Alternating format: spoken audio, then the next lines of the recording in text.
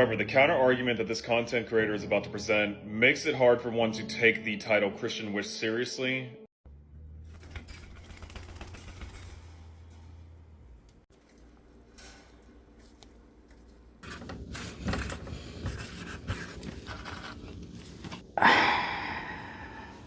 God, my God, how many times are you gonna make me deal with this kind of stuff? Hey, benevolent witch, listen, hold on, don't get spooked, okay? I'm not here to totally be a bitch, so let's get a couple housekeeping things out of the way. Someone tagged me in your video, recommended some of my work to you, and I'm here to kind of extend maybe some information to fill some holes that we're seeing in, honestly, both of these videos. So first, a little housekeeping. If you haven't guessed, yes, I am a Christian witch. That's kind of like the whole thing that we're doing out here. And it's very fun and it's very cool, and I invite you to learn a little bit more about it instead of immediately going on the jump like you did there. I am a rhetoric professor and have been teaching the very basics of rhetoric to my students for about 2 years now. And in teaching, we find that we learn a lot, right? So, And just on a personal note, Hannah, the person whose video you stitched, is my friend. And I really didn't appreciate the way that you really didn't show her any grace, especially considering you made quite a few missteps yourself in your video. Shall we get into it? Now, I do like to write my grievances down a little bit before I get into it, just because it makes for a smoother experience for all of us, I think. So, let me start off with the first thing that I noticed that your video does a little irresponsibly, and by little I do mean a lot. Right away, straw man arguments. You are very heavily misrepresenting Hannah's arguments. Why on earth you decided to start off very obviously attacking an argument Hannah did not make is very confusing to me. You say this: not all of the Old Testament texts, but a handful of them make up the Jewish Torah. And it is usually texts like Leviticus and Deuteronomy that are a part of the Torah that people say are bad. Okay, and right here, half of this is true, but the other half is false, but we'll start with the one that is true. You mentioned Torah, which does consist of Leviticus and Deuteronomy, but it also consists of Genesis, Exodus, and Numbers. My question is, hi friend, where did Hannah ever say those were the only 2 books in the Bible? You want to sit here and talk about how the Christian witch as a title is not quite able to be taken seriously because of the way in which Hannah's argument falls apart. And you know, again, that seems quite uncharitable of you, considering this and many other things are about to do. You know this isn't what Hannah meant. Why did you decide to posit it as if this is what she meant? This is not how we make a compelling argument, my friend. When we argue, we do want to make sure that what we're about to say is on lock, that we understand what we're arguing and why we're arguing. To which brings us to my second point, this whole entire concept of vindicating God, which is really part of a larger conversation we could have about the maturity of witch talk in general and their ability to understand what gods are or why or what they do and what their function is as part of human life. So, I'm going to come in and make an argument that neither person has made. And I want to come in here actually and say right off the bat that though I love Hannah and she is my friend, I will not sit here and say that her video is the pinnacle of scholastic and academic integrity. Obviously, and this is what I'm talking about when I'm talking about being charitable, we must understand that Hannah is not a biblical scholar. Not in the way that, say, Dan McClellan or anyone else is. She's also on a pretty informal platform of TikTok, which usually doesn't have videos to the caliber of this one that we're seeing right here. That doesn't have this kind of breadth of information put into it. That's usually reserved for other longer video platforms, right? That's not really what's going on here. So Hannah spinning her thoughts and her ideas and not having, you know, a 10-page long citation list is not really of an issue here, unless you want to make it one. Now, my problem with, honestly, both of your videos on top of that is Vindicating God, why? While yes, the Torah makes up for a small handful of the Old Testament, that does not vindicate God from the other stuff that he has done in the Old Testament. Gods do not need to justify themselves. There is no time where anyone who is connected to, academic understanding of religion, anthropological, sociological, any of these kinds of things, or even from a more spiritual perspective, would feel the need to, vindicate, excuse, justify a deity, because deities do what deities do as metaphors of forces of nature and everything else like that. Which, by the way, side note after the fact, what the hell do you mean when you're saying that, no, pagans don't understand these things as metaphorical? Like when you're saying that when you're giving the offerings to a spirit of a tree, that's not necessarily metaphorical. Incorrect. A lot of what we study into, as far as the mythology and the lore, we take very seriously. To give honor and offerings to the spirits of a tree is not But the myths of deities are myths, and you recognize that. So why are you spinning arguments that are just complete another fallacy, non sequiturs to your point? I don't understand. Hannah didn't say no one takes the stuff seriously. She said literally, which is a very different story, babe. So where is this thought process when it comes to the Abrahamic God? I'm going to put my line in the sand and say this is an entirely moot point to begin with. If you are someone who decides to pass human judgment on a force of nature, on an infinite and ineffable being, that's your problem, honestly. That's not really anyone else's. However, you do say this, and this is something that I can really nail down with an iron hammer. Or Loki. Except for the fact that Ares and Loki never caused mass famine, plagues, flooded the earth, or wiped out entire civilizations. Other gods didn't start famines? Didn't cause chaos? Didn't cause destruction? Other gods didn't make lasting socio-political impacts and oppression on other groups of people? That is categorically false. Might I remind you of a few who in their mythology do some pretty messed up stuff. Ones like Anat, ones like Sekhmet. And may I also remind you that other cultures have absolutely used their gods as justification for human rights abuses. Case in point, Norse pagans.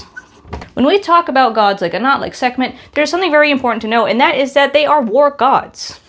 They are war gods from a culture, from a time period that required their war gods to be very powerful and very brutal, so as to not only defend them, but also scare off invading armies. I can't find my copy of it right now, but in this book right here, it pretty much explains exactly that. It explains how God acting the way he did in any of the Old Testament, as Christians call it, is par for the course of literally any god. Literally any war god in that area. Any war and storm god, they're going to do things like this.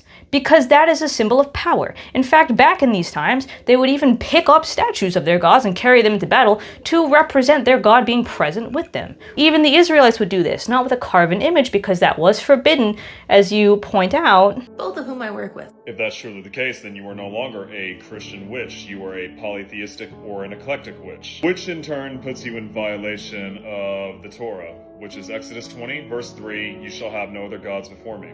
Which we'll get to, because you're missing some context on that, by the way. But they carried in a tabernacle, or a kind of tent, some kind of movable, item. The little box on the wall where his presence usually goes, which I'm drawing a blank on the word for right now. But they would carry that in to symbolize that Yahweh, God, is with them on the battlefield. And they would do crazy things. I think if we know Sekhmet, we know that she went on such a bloody rampage, killing so much of Egypt, that they could only stop her by filling a pool of wine, spiced up to make her fall asleep after she drank it all up. Anat herself is a war goddess who went absolutely apeshit. And if we also want to talk about other war gods, our favorites like Aphrodite, they're not just love goddesses, they're war goddesses too. They are ones that contribute to issues like with the Trojan horse and all the other disaster that goes on. And for what some might say, pretty petty, vain, and capricious reasons, right? Aphrodite is said to not be as pretty as someone else, so she destroys the town? What a crazy thing. Why would you ever worship a god like that? I'll throw you this bone. A lot of people don't understand how to be respectful to any religion, not just Abrahamic religions. used to be one of the people who would really dog on Zeus as if I had the right to do that for his myths, which obviously is not right to do because the myths are not literal, and the myths are meant to tell us something about the organization of the world, about the social climate and hierarchy and understanding of the time period that these gods originated in, and all these other things. Zeus is a fantastic and wonderful and incredible god in his pantheon and deserves that respect. Likewise, so does any other god in that pantheon or anyone at all. It's certainly not my place to come talking all this shit and saying all these things about a god I don't worship. Even if the myths look pretty straightforward and not great. And again, the Norse pagans are a great example of how people suck no matter what their religion is. No matter what their religion is, okay? Because the Norse pagans, way back when, they actually used their gods and the fact that they believed themselves to be children of said gods to justify encroaching on Sami land. The Sami are the indigenous people of very, very, very far in the north of Norway, Sweden, and Finland. These people have had their identity, their language, chipped away at, stripped, and despite being indigenous people on those land, they have for centuries not had full autonomy over themselves the way they would like. It started in a Norse pagan context, it continued in a Christian one, it had nothing to do with necessarily any religion or any god, but just sociopolitics. You also say that God is the only one, or at least that no other gods banned witchcraft? Commanded the slaughtering of pagans and witches. Which is categorically false. Categorically false if we look at this book, and also if we look at another one called Christians as the Romans Saw Them by Robert Louis Wilkin. Both of these demonstrate how actually it wasn't just the Abrahamic God or the Israelites who had a problem with witchcraft and sorcery, but everybody. Everyone had a problem with this. Not because witchcraft of the devil, naturally, but because witchcraft was illegitimate divine intervention or divine working, right? All the senators of Rome had all the power in the world, and the idea that sorcery from some random person in their house could strike them to death, the fact that they were not outside the scope of the wrath of the gods, or at least the petition of even smaller demonias, was a problem for them. Something that they banned expeditiously. Likewise, in this book especially, we find out that some of the words banning witchcraft in the Bible, Exodus 22:18, thou shalt not suffer a witch to live. Exodus 22:18, Mechashepa, they come from Akkadian. They come from Sumerian, specifically words like Kishpu, which mean an evil sorcerer, and they suggest that those pagan cultures of those Akkadians and in other surrounding areas also had a problem with witchcraft because it was considered basically illegitimate magic. The legitimate magic was coming from the priests, who would then have to undo whatever workings that this Kishpu did.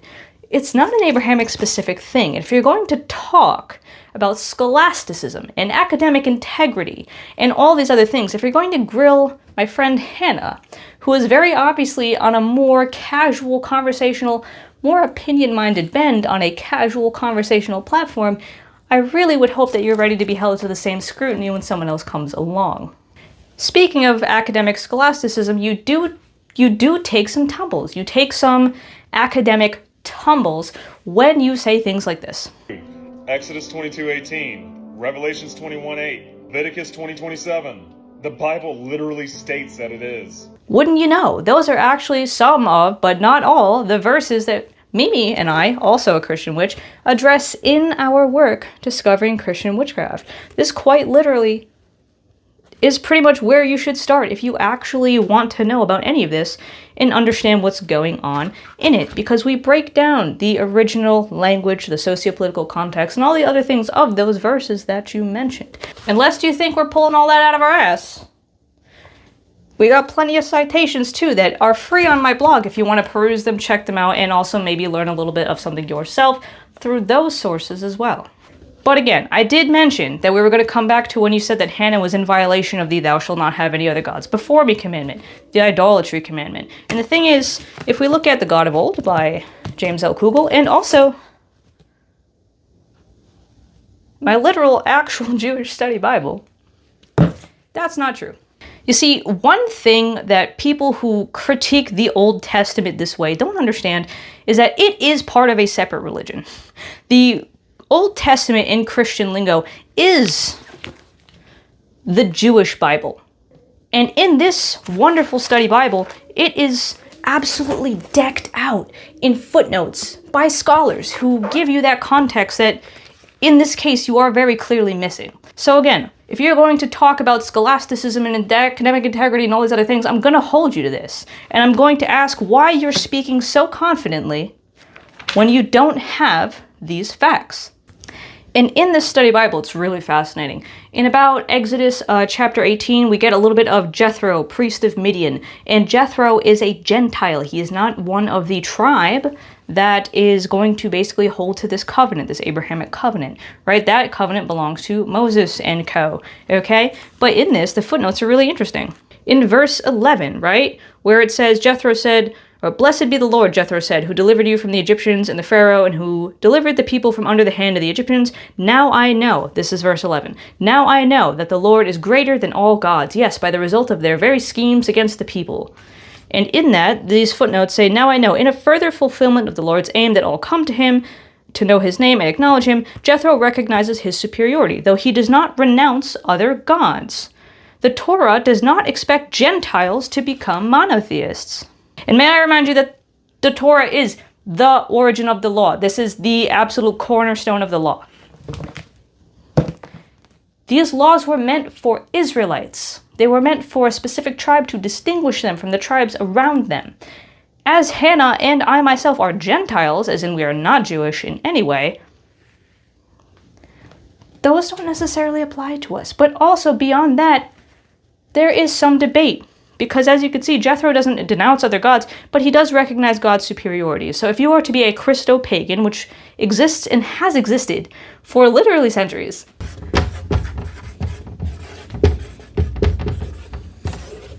in a term you might have heard called dual faith, which is especially popular among, for instance, Slavic people, then you would know that actually, no, for Gentiles, so long as you recognize God's supremacy and put him first in your lineup, it's actually not necessarily a bad thing to have other gods in your practice. Wouldn't you know? Now listen, I don't mean to be super snarky with you, but what does bother me quite a bit is when people who want to posit themselves as authorities don't really actually hold any authority. I myself don't hold that much authority. I understand and I accept that there are many things that I don't know, and if someone's going to come and tell me otherwise, great. However, with the amount of sources I have, with the amount of research I've done, with the amount of things I've compiled, synthesized, and put together, not many people, in fact, really not any people, have come to knock me out of what I call Christian witchcraft because of these scholastic sources, because of this legwork we have done.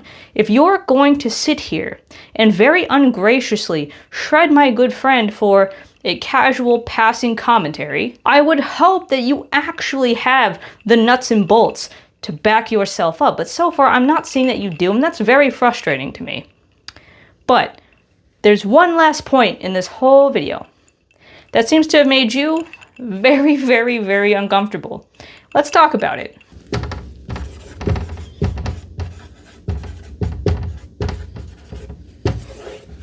Boy, you really didn't like when Hannah pointed out that dogging on the Old Testament God is a hot bag of anti-Semitic shit. And you know what? I get it, because we'll talk about it, but because a lot of people don't understand the weight of their words. Here's the thing, with anti-Semitism, it's kind of like you gotta extrapolate, you gotta boil it down like you would maple syrup into maple syrup candies. So, okay, let's take this point here. Let's say we want to be all on that Yahweh bad shtick, and we're really angry about it. Okay, cool. So now let's ask ourselves, does anyone still worship Yahweh? Does anyone still worship this God? If the answer is no, then okay, I guess it doesn't matter. There are plenty of evil gods, right? There are evil gods like Pazuzu. Maybe, I guess we can call that a god. Like Tiamat. Like all these other gods that are considered in their lore to be evil and not to be worshipped, right? These gods that are in charge of evil spirits or whatever the hell else, and who you might, in specifically Canaanite magic, pray to ward off smaller demons, because in the case of Pazuzu, right, their name is such very big intimidation that they scare away smaller demons. But you don't worship these, right? You don't there are also other gods that maybe do get some respect, but not in the same way, and also in a different sense, right? For instance, Seth of the Egyptian pantheon is not the same as the nope rope whose name begins with A. They're not the same. The only people worshiping this one are ones who just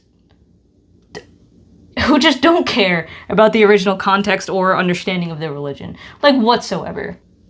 Yahweh bad, alright, whatever. Does anyone still worship them? Or is this a situation like Pazuzu, like the Nope Rope, like anything else? Oh wait, someone does worship this god. Now this almost kind of becomes a little philosophy problem, where we've got A, and we've got B, and we've got C.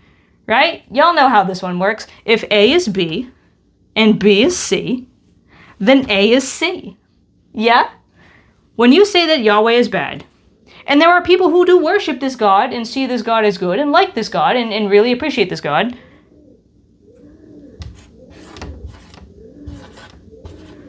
does that not logically lead us to a very messy, problematic conclusion? How do you square the dissonance of saying this and saying that you don't believe this? This is where the anti-Semitism comes from. This is why people are saying that to shit on an Old Testament God that you, in your very Western Gentile understanding, don't have the full ability to appreciate or understand. When you say that this God is bad, but there are still people in the world that exist that worship that God,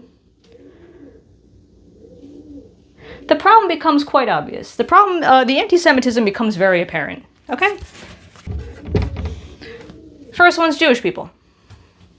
This whole idea of the demiurge is a heresy for a reason. This whole idea of the demiurge is anti-Semitic for a reason. Because, first of all, it's a sign of very basic immaturity in one's ability to understand the divine. It says that, well, if this world is so bad but God is good, then the one who made this world cannot be God because God is good and this world is bad. No thought as to whether or not maybe we made the world bad or anything else. No, we're just going to try and create a schism within God so as to justify our position with the Gnostics' case as Christians who follow Christ because Jesus is God, is definitely the real God and way better than that stinky Old Testament God. Right? We're going to make this schism so that we don't have to answer these hard questions about us as people, but also we're going to inadvertently demonize these people. I don't know if I need to tell you the history of Jewish oppression, but it's not good. It's not great. These people, whether by Christians or anyone else, they have been very much tried to be written out of existence with Christian supersessionism. They have been demonized, right? When we think about the Malleus Maleorum, the Hammer of the Witches, that book that was justifying the persecution of innocent women across Europe as witches, you gotta know that it comes from the Malleus Judaeorum, which means Hammer of the Jews, and which was saying the most insane, crazy stuff and justifying also the persecution of Jewish people. By demonizing the God, the path, the understanding of these people, we've created easily thousands of years of mess. The second are the Yazidis. When ISIS over there was saying that, oh, the Yazidis, they worship this peacock angel called Malak Taus, and just so happens that in our religion, the devil kind of appears sort of something like a peacock. Wow, wow, wow. Crazy. It seems like, says ISIS, that the Yazidis worship the devil, an evil, terrible god. And therefore we are justified in killing and exploiting and abusing these people. Happening again. With the demonization of Islam, it becomes easier for people to justify the dehumanization and destruction of those, like, say, in Palestine. Because, you know, they worship this very barbaric and strict and terrible God. Wow, Allah, what a guy. What an absolute disaster. Such a violent God. And that's helping justify, ironically, by people who want to make you think they're of group one, who want to make you think that they are Jewish and that what they're doing is representing Jewish values when it really isn't. They're turning around and these Zionists using this logic to justify the dehumanization of millions of innocent people and starving them to death. And I don't doubt that as we continue this cute human story, this will happen again and again and again and again, over and over and over again, forever. People on Witch Talk, they don't understand that the words that they say, the stuff that they do with gods and religion, it's not in a vacuum. It's not contained to religion. It's not contained to personal UPG, unverified personal gnosis, and spirituality. When you speak words about religion, you're actually speaking words about people. Religion is a people. This is especially true in the case of things like Judaism, which is an ethno-religion, and Yazidism, which is an ethno-religion. They are religions that are tied to an ethnicity. They are closed, they are for a specific ethnic group, and you have to either do a lot of work to join it, or you're not allowed to join it at all. The former being the case with Judaism, the latter being the case with Yazidism. A lot of Witch Talk doesn't understand when they say, oh, the Old Testament God's so bad, because of a very, like, rote-passing judgment you're making on mythology, of all things. You are actually condemning a people. You are condemning a people that still exists, a culture that is still thriving. You are doing these things at the detriment of real, breathing, actual, living people. And that's why this is a problem. You can't disconnect Judaism from their God. You can't say that the God's bad, but the people are fine. That doesn't make any sense.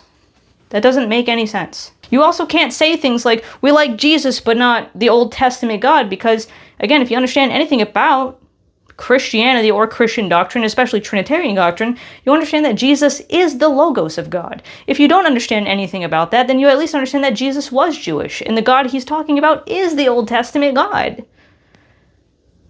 What I hear when I hear things like this is I hear a deeply unhealed amount of religious trauma. And you are so adamant that this is not about religious trauma. You are so adamant that this is about scholarship, but as I've just laid out to you, you don't have the beans, you don't have the nuts and bolts, you don't have the sources to actually claim that.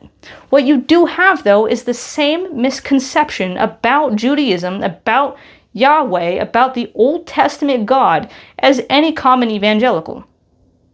As anyone who hasn't actually done the work to look past just the bare bones text of the Bible. That's upsetting.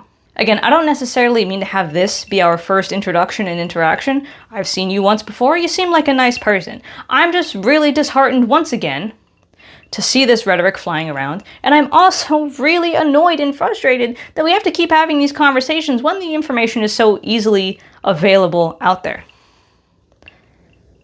I'm frustrated also that someone who wants to come in with this level of haughtiness, as you displayed in your video, is going to then be so wrong. At least if you're going to be, a little bit arrogant about it, at least be right. You'll notice one thing on my page is that if you're going to be a messy bitch, at least be right about it. At least be correct. That's all I ask. Otherwise, it just makes you look double uncredible. It makes you look double unprofessional. Because it's hypocritical, and it's not cool, and it's not nice.